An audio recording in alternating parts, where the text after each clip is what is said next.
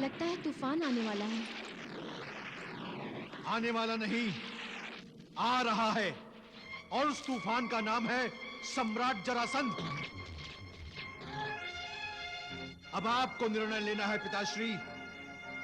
क्या आप श्वसुर बनकर जामाता शिशुपाल का स्वागत करते हैं या पराजित होकर उनकी शरण में जाते हैं?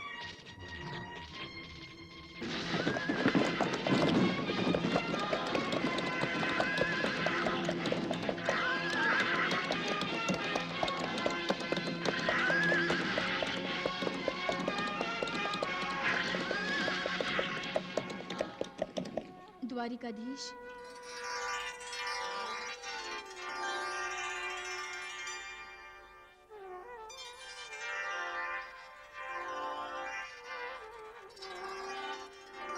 प्रभु, क्या आप मेरी परीक्षा ले रहे हैं?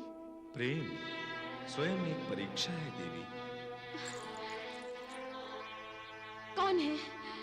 कौन है जो बोल रहा है? मैं आपकी आत्मा हूं देवी।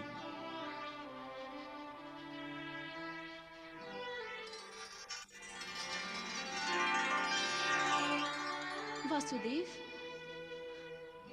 हे देवकी नंदन, सम्राट जरासंध और चेदीराज शिशुपाल विदर्भ पर आक्रमण करने आ रहे हैं। आप तो जानते हैं ये सब मेरे कारण हो रहा है। इस संकट की घड़ी में मैं क्या करूं प्रभु, मैं क्या करूं? देवी, जो परमात्मा से नाता जोड़ना चाहता है, परमात्मा उसे हर कष्ट से मुक्त करता है। उचित समय आने पर आप अपने परमेश्वर को पुकारिए। मेरे परमेश्वर तो आप हैं। मैं तो आप ही को पुकारूंगी, मैं तो आप ही को पुकारूंगी प्रभु।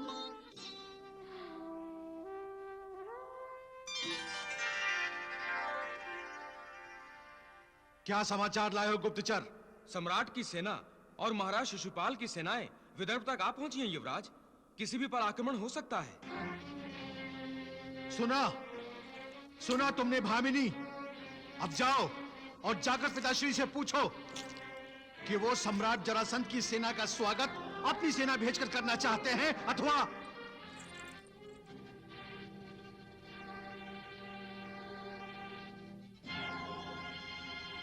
सम्राट जरासंध का स्वागत स्वयं मैं करूंगी। तुम स्वागत करोगी?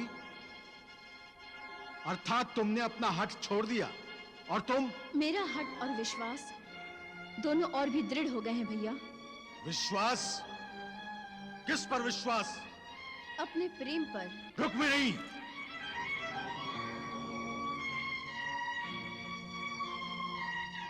तो क्या तुम अपने घर, अपने परिवार से विद्रोह करना चाहती हो? आप चाहे जो भी समझे भैया, लेकिन मैं अब अपनी नहीं रही। मैं द्वारिकाधीश श्री कृष्ण की हो चुकी हूँ और मुझे पूर्ण विश्वास है कि वो स्वयं आएंगे और मुझे अपने साथ द्वारिका लेकर जाएंगे।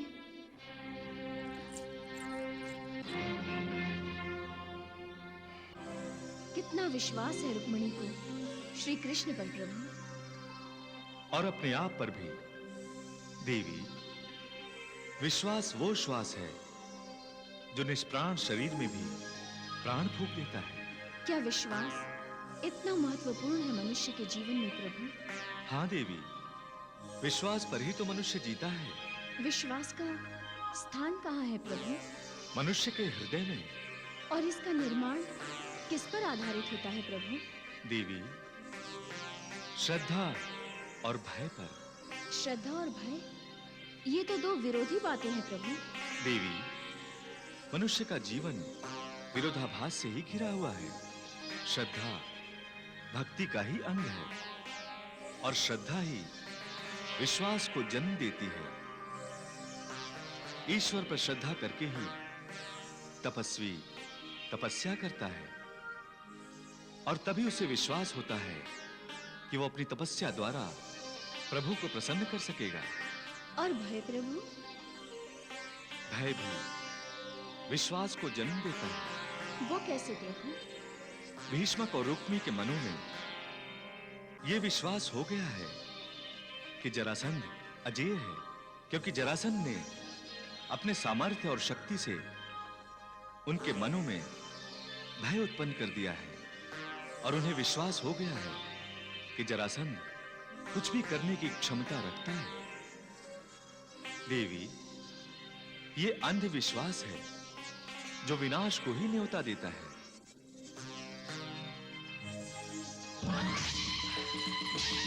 आइए सम्राट, आइए।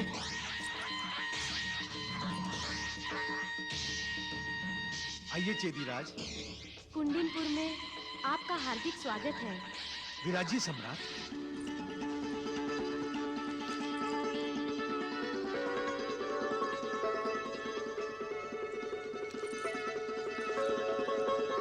महाराज भीष्म, मेरी शुभकामनाएं।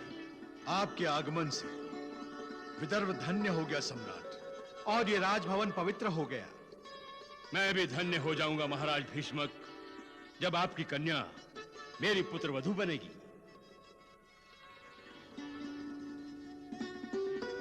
शिशुपाल मेरा पुत्र समान शिष्य है, और आपसे मुझे इसके शौर्य और पराक्रम के बारे में कहने की कुछ भी आवश्यकता नहीं। मेरे विचार से विदर्भ राजकुमारी रुक्मणी के लिए शिशुपाल ही योग्य वर है।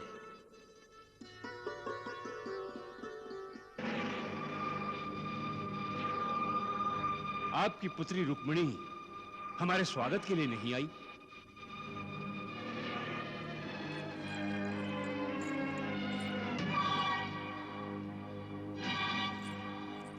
प्रणाम सम्राट।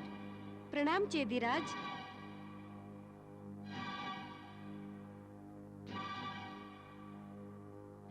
ये राजकुमारी रुक्मणी?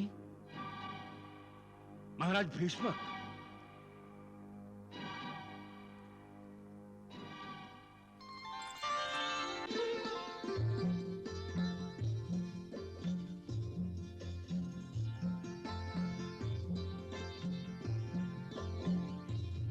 प्रणाम सम्राट।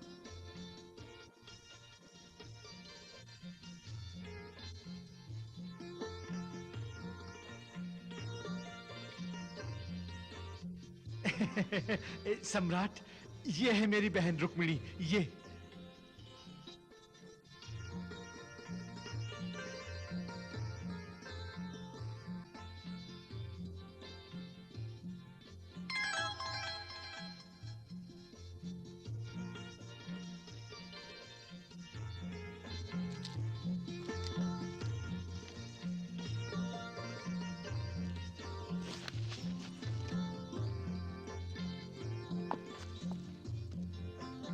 ये मेरी पुत्र वधू राजकुमारी रुक्मणी के लिए मेरा आशीर्वाद है। आपने मुझे अपनी पुत्री का स्थान देकर मेरा सम्मान बढ़ाया है सम्राट। तुम तो राजनीति में निपुण हो। आपकी पुत्री समान जो हूं।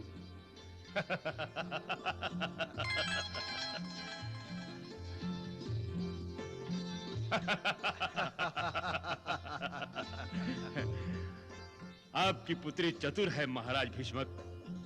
विवाह के पश्चात यदिराज को अपने प्रधानों से परामर्श लेने की आवश्यकता नहीं रहेगी। पत्नी प्रधानमंत्री के समान ही होती है सम्राट। सुंदर, अति सुंदर। महाराज भीष्मक, युवराज रुक्मी, शिशुपाल और रुक्मणी के विवाह की तिथि निश्चित करने आए हैं हम।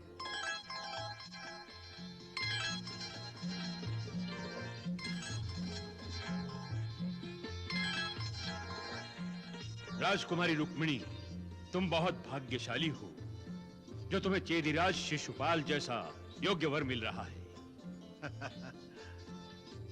देखना, कुछ ही दिनों में ये दिग्विजयी कहलाएगा। सम्राट, आपका आशीर्वाद तो निर्बल को भी शक्तिमान बना सकता है।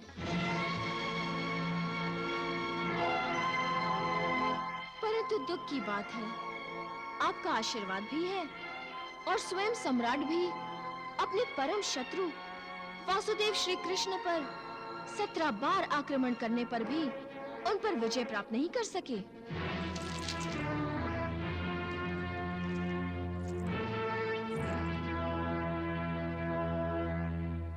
राजकुमारी रुक्मिणी, अब जब मैं कृष्ण पर आक्रमण करूंगा तो अपनी विजय के उपहार में तुम्हारे लिए कृष्ण का कटा हुआ सिर ला कर दूंगा। और एक बात, तुम्हारा विवाह शिशुपाल से ही होगा। यदि कोई दूसरा वर तुम्हारे हृदय में है तो उसे हृदय से निकाल दो और मस्तिष्क से उसके रूप को मिटा दो।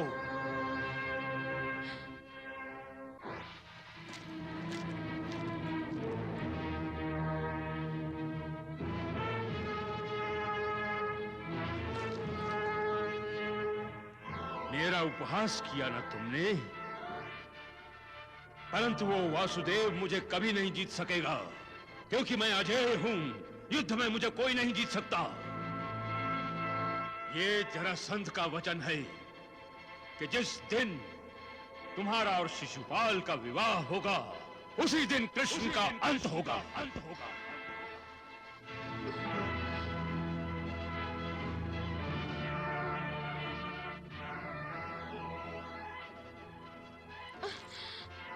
तुम क्यों डर रही हो राजकुमारी? तुम तो सम्राट जरासंध की पुत्रवधू बनने जा रही हो। तुम्हें किसका भय? तुम शिशुपाल के साथ जाकर अपने भविष्य के बारे में चर्चा करो।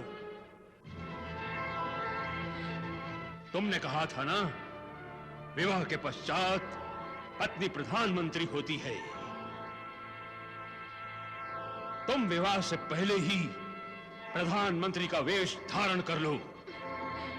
जाइए चेदीराज, अपनी होने वाली पत्नी को महल में ले जाइए और हमें तुम दोनों के विवाह के बारे में चर्चा करने का अवसर दीजिए।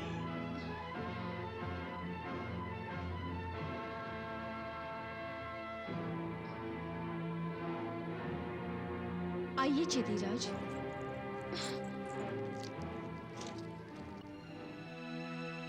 देवी, अब तो आप जान गई होंगी कि विश्वास क्या है। प्रभु, रुक्मिणी का श्री कृष्ण पर विश्वास और जरासंध का अपने बल और सामर्थ्य पर विश्वास, जब इन दो विश्वासों का टकराव होगा तो जिसके विश्वास का भवन अहंकार के आधार पर खड़ा होगा, वही भवन गिरेगा।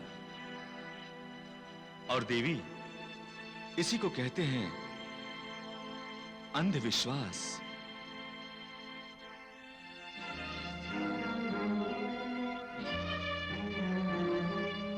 क्या देख रहे हैं चेदीराज?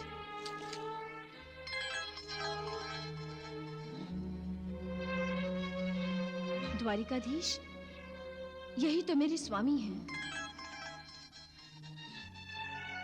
जैसा आशीर्वाद आपको सम्राट जरासंध से प्राप्त हुआ है, वैसा ही आशीर्वाद मुझे द्वारिकाधीश श्री कृष्ण से मिला है।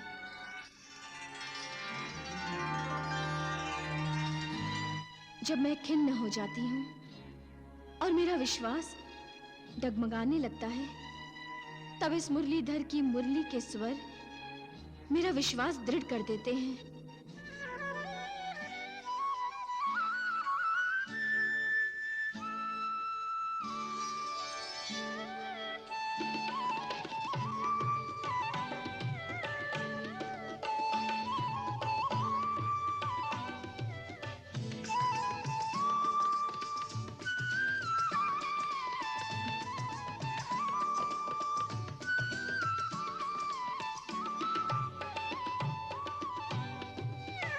नहीं चेदीराज, ये बांसुरी मेरी सखियां नहीं बजा रही। ये बांसुरी तो स्वयं वासुदेव श्री कृष्ण बजा रहे हैं।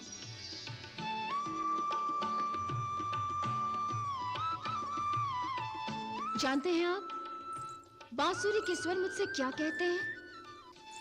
मुझसे कहते हैं कि सम्राट जरासंध आए हैं तो क्या, तुम दबाव में ना आना। तुम कुछ अधिक नहीं बोल रही हो? तुमने पहले भी काकाश्री के सामने मेरा अपमान किया है रुक्मिणी। फिर भी आप मुझसे विवाह करना चाहते हैं?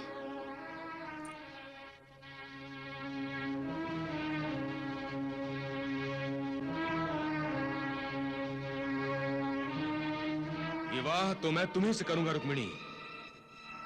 ये जानते हुए भी कि मैं द्वारिकाधीश से प्रेम करती हूँ, हाँ क्या यही पौरुष है आपका? रुक्मिणी! ना करने के स्थान पर सम्राट जरासंध को ले आए अपने साथ, मेरे माता पिता पर दबाव डालने के लिए। चेदीराज, दबाव डालने से नारी का हृदय नहीं जीता जा सकता। हृदय ना सही, परंतु नारी को तो जीता जा सकता है, और मैं तुम्हें जीतूंगा, और फिर प्रत्येक अपमान का प्रतिशोध लूंगा रुक्मिणी। क्या यही संस्कार दिए हैं सम्राट जरासंध ने आपको, जिनके आप शिष्य हैं? मुझे चाहे जो भी संस्कार मिले हो रुक्मिणी, परंतु विवाह के पश्चात तुम अपने सारे संस्कार भूल जाओगी। संस्कार कभी नहीं मिटते चेदीराज। जीवात्मा अपने पूर्व जन्म के संस्कार लेकर ही नया जन्म लेता है। ये आपको काकाश्री ने नहीं सिखाया? काकाश्री ने एक बात मुझे अवश्य सिखाई है कि अपमान को कभी नहीं भूलना चाहिए, और अपमान करने वाले को भी दंड देना कभी नहीं भूलना चाहिए। आप मुझे दंड देंगे क्या? मैं तुमसे विवाह करूंगा, और यही तुम्हारे लिए दंड होगा। तुम्हें जो मनमानी करनी है विवाह से पहले कर लो, फिर कुछ करने को नहीं मिलेगा। और तुम्हारा और मेरा विवाह अब निश्चित है, इसे कोई नहीं बदल सकता रुक्मिणी, कोई नहीं।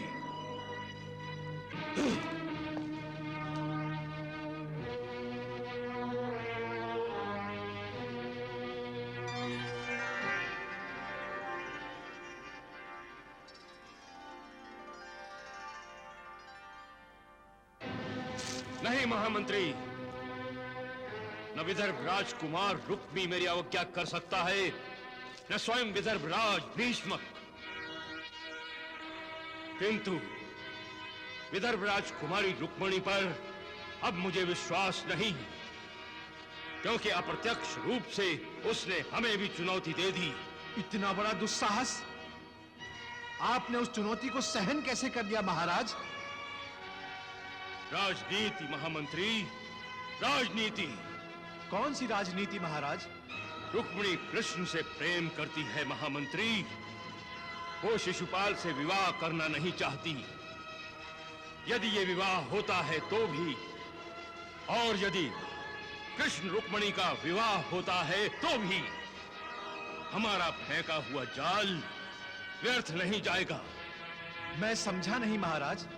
यदि रुक्मिणी कृष्ण से विवाह करती है तो शिशुपाल कृष्ण का वध कर देगा, और यदि रुक्मिणी शिशुपाल से विवाह करती है तो कृष्ण उसके विवाह पर आएगा ही आएगा, और आएगा तो हमारे हाथों से जीवित बचकर नहीं जाएगा। मैं उस कृष्ण का सिर रुक्मिणी को भेंट करूंगा, और अपना वचन पूरा करके दिखाऊंगा।